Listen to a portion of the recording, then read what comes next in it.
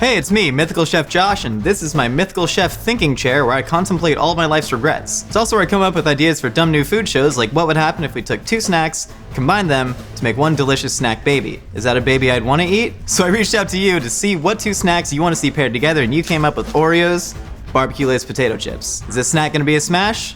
Let's find out. This is Snack Smash. Alright, so we're not making Oreo flavored barbecue chips here. We're essentially gonna be making a barbecue chip flavored Oreo, so I need to infuse that in several layers. So what we need to do is make a copycat BBQ seasoning. So we already know all the ingredients that are in the chips, so I'm just gonna start dumping stuff into a spice grinder. I'm gonna taste it and we're gonna see where we're at. You can kind of look at the ingredients list on anything and just figure out what's in there. By law, they have to list it, and they list it by weight from most to least. A little bit of salt in there. Salt obviously gonna be the most. You can actually see they list sugar and molasses separately, but sugar and molasses, when you combine it, is also known as brown sugar. Got some of the good extra wet stuff. The problem with that is brown sugar is wet, and so it's not gonna adhere. So we need to add a couple of drying agents like maltodextrin. That's gonna kind of dry everything up, make it all blend evenly. Now let's just throw more chemicals in there. Another thing they're gonna have is smoke and yeast. Any person who's been dragged to a vegan restaurant and had to eat a bunch of vegan mac and cheese has tasted this a lot. Then we get a little bit of lecithin. That is a binding agent, so it's just gonna get everything kind of be all happy in there and stick together. And then as far as the actual seasoning agents in there, it's gonna be a classic trifecta of stuff like onion. There's a lot of onion powder in packaged goods because that's just what gives you that little savory kind of edge, and same as garlic powder. And then dehydrated tomato powder. That's just gonna give a lot of that red color. And then that's obviously an ingredient in barbecue sauce. Then we got some black pepper, and then some smoked paprika to give you more of that smoky barbecue flavor. And then just a little bit of cornstarch, just to ensure that nothing sticks together. Sounds like the moped I never got for Christmas. If I had a moped, I'd be in a moped gang called Granny's Boys, where we'd just run drugs and kill people. No one expects that from Granny's Boys. Actually, it really smells like barbecue chips. All right, now this is gonna be a very scientific process. So we have to taste the seasoning, and then we gotta suck on a barbecue chip, and then we're gonna try and do that until they taste the exact same. Also, if you ever eat food that I make, just assume that I have licked my finger and put it in that food. Oh yeah. That's one and the same. So now we have our barbecue copycat seasoning. We're gonna add it to the Oreo cream filling, and then add a little bit of that to the cookie, which we have to make. You gotta do it till your knuckles bleed. No pain, no gain. Grind chips in Vitamix. This is actually gonna give you an edge over doing it in a food processor. Food processor will get it into a crumb, but the Vitamix will pulverize it into this weird chip smoothie. You'll see, it's great. I've put a lot of chips through a Vitamix because you don't know my life. What happens is it actually turns into a sludge that you can really blend into anything. Oh yeah, that's real messed up looking. I love it. So you see, it just has the texture of wet sand. You see how much of the oil is actually in those chips. You just gotta scoop it out with your hands. This is an entire family-sized bag of barbecue Lays. That's aggressive. It sticks to the teeth. Now we're gonna make the actual cookie. Can you see stuff in my teeth? Because it feels like there's just 30 chips caked into there. Does anyone have a travel-sized toothbrush? Like one of the ones you take to sleepovers?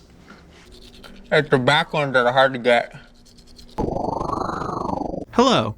You might be wondering, Josh, why are you interrupting your own show? Are you a narcissist? No, I'm actually very self-conscious and often wonder what my purpose in life is. Maybe you can help answer that question by subscribing to the Mythical YouTube channel. If enough of you subscribe, I'll get to keep doing this, and maybe I'll understand what it means to truly be happy. So our cookie base is gonna start by creaming together the fat and the sugar. That's gonna incorporate all the sugar in there. Since this pretty much has the consistency of a shortening, I'm just gonna toss it in there right now. We're gonna be using a bunch of vegetable shortening. There's a lot of palm oil in Oreos, but I think palm oil kills orangutans, maybe? Is that a thing, anyone? Orangutans and palm oil? I think it's, I don't know. Anyways, we're using vegetable shortening instead. Because Oreos are such a crispy cookie, everything in there has to caramelize really fast. And since powdered sugar has less surface area, it's gonna caramelize quicker. It's hard. I'm big, but I have really weak hands. I have such big muscles, but such weak hands because I don't believe in my hands enough. Real muscle size comes from the belief in yourself, and also creatine. Gosh. So we want about 2 cups. It's 2 cups. So lecithin is like the workhorse of every packaged food. It's just literally in everything. It binds together fat and water essentially, but the cool thing that it does in cookies when you cream it with the fat and the sugar is it's actually gonna create little micro air bubbles because it makes everything stable. It's actually gonna give the cookie a light crispy snap during the creaming process. Creaming process. So you're supposed to add about 3% lecithin by weight to flour ratio. And 3%, perfect, measured. And so this is gonna get everything to incorporate really nicely. It's actually gonna warm up the shortening a little bit. Cool. So Oreo, more of a cracker than a cookie if you really think about it. Like if there was no sugar in there, it would really be a Ritz cracker. So we're gonna take kind of elements of some cracker baking, plus all that fatty sugariness of a shortbread. We're gonna start with bread flour. It has a little bit of a high gluten content in there. And this is it enriched? Nicole, enriched flour me.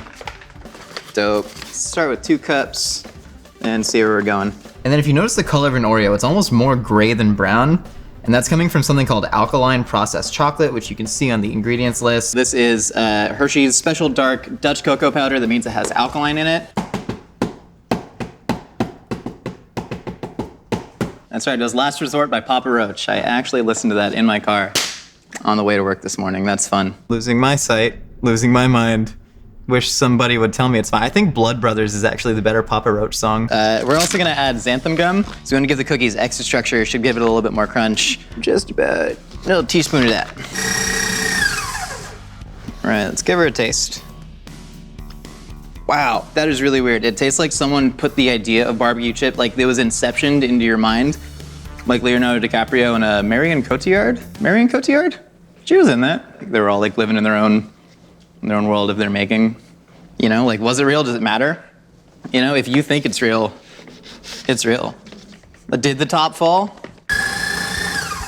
Here we go. This looks like what we're looking for. So right now the dough is still wet and pliable and a little bit sticky, but that's just because we've had so much friction going with all that shortening in it, which is gonna start to melt. So what we have to do is wrap this in plastic, put it in the fridge, and it's actually gonna solidify up to a point where we can roll it out. Oh no, I switched to erase. Ah. Always lube up your mats before you start rolling on them. Just take it and roll it out very thin. No, I have to rewrite. 4. You want to work quick because the more pressure and heat that you put on a dough with shortening in it, the higher the chance is that the shortening is just going to kind of leak out.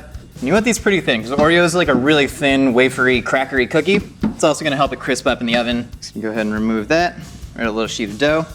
Oreos have a really distinct pattern on them. We don't have an actual Oreo mold. So what I'm gonna do is take this here pretty frilly sex baton, I don't know what else to call it, and we're just gonna go ahead and lube that one up. And then you're just gonna roll it very quickly and it's actually gonna create a pattern in there.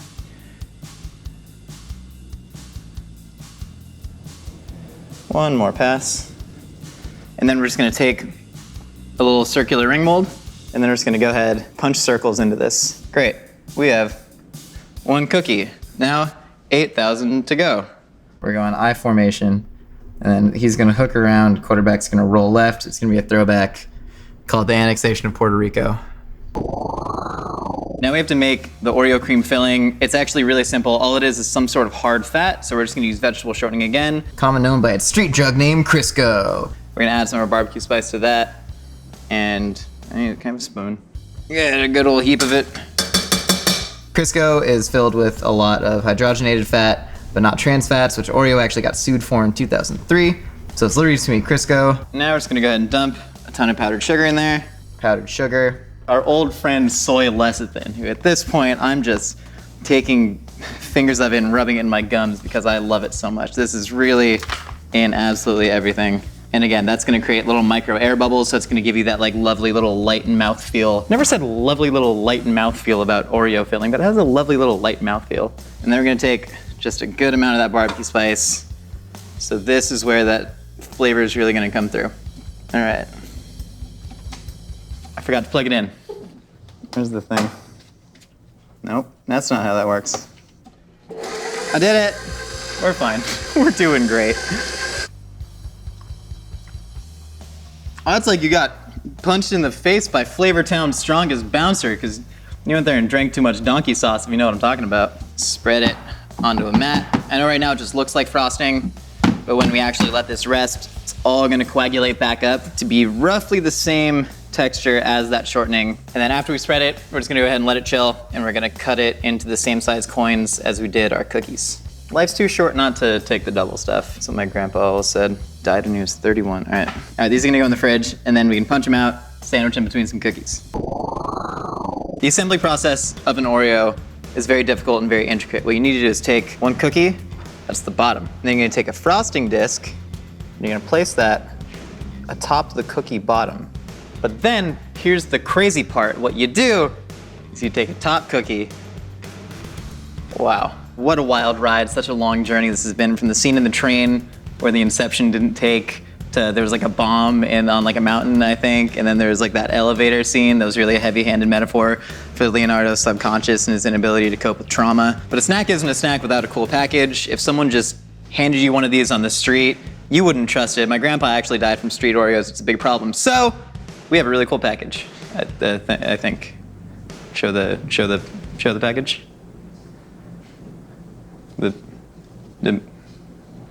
Yeah.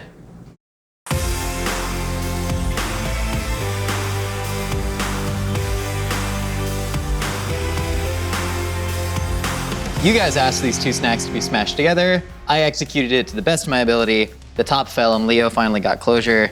All we gotta do is try it. It crunches like an Oreo. It's got the sultry cream filling of an Oreo. But ooh, there is something extra. First, the positives. There are things in here that work. Chocolate and salt, that's a really good combination.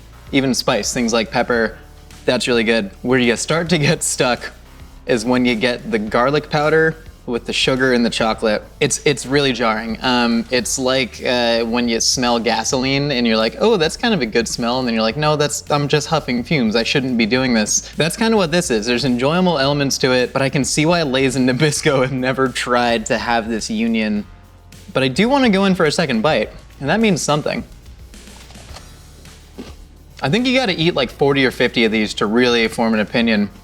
So I'm gonna be doing that. But for right now, I mean, it's good, it's a little weird. I don't think it's ever gonna replace your need to both eat Oreos and barbecue chips at the same time. Look, it's neither a success nor a failure, but if you wanna try it yourself, just like, I don't know, smash up a bunch of barbecue chips and shove it into a double stuffed Oreo. It's pretty much the same thing.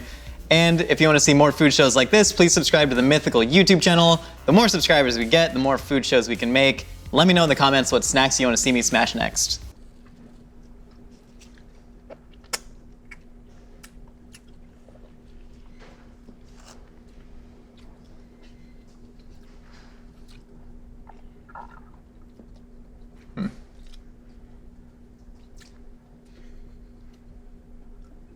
Okay.